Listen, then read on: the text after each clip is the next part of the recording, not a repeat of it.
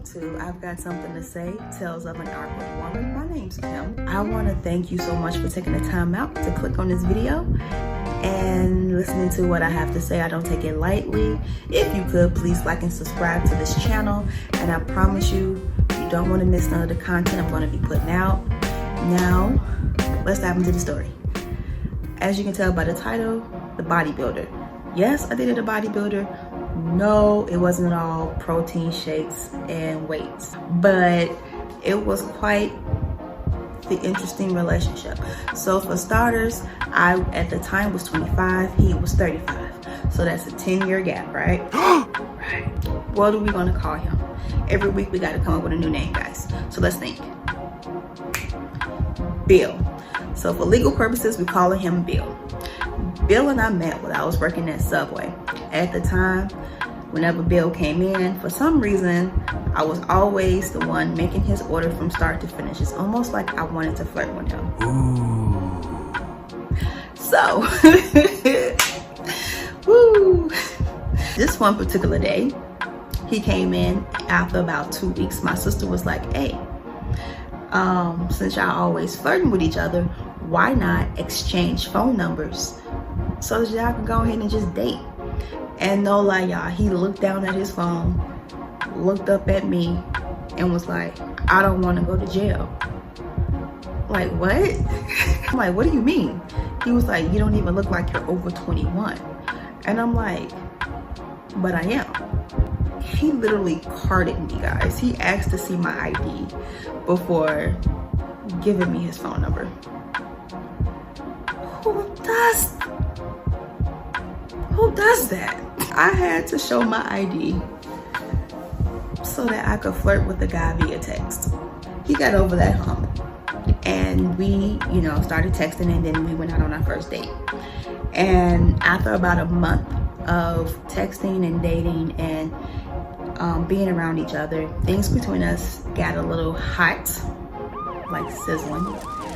And I ended up staying the night at his house. Now, first adult relationship, no boundaries. I was like, again, free for all. I did what I thought I was supposed to do as an adult. I mean, wasn't nothing wrong with staying the night at his house, right?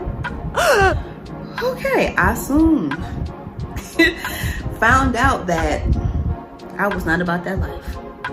So things between us was real hot and heavy that night, and it got down to the part where we almost had sex, and I wasn't ready.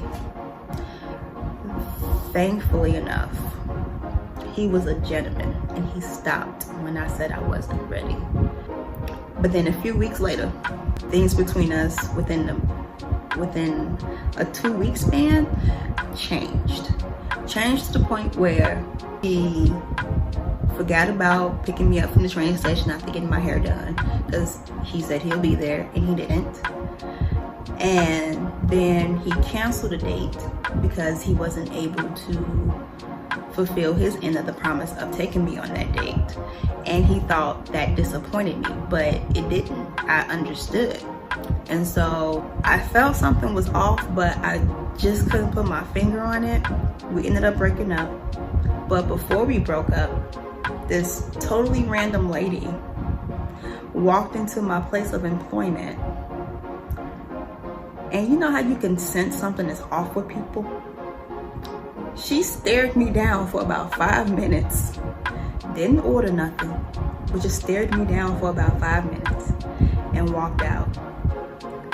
A couple of days after that, he called to break up with me. I know, cue sad music, right? So, his reason for breaking up with me, because he didn't want to disappoint me, and I was too nice of a person, I deserved better, and I was like, something is off, but at the same time, I was crushed.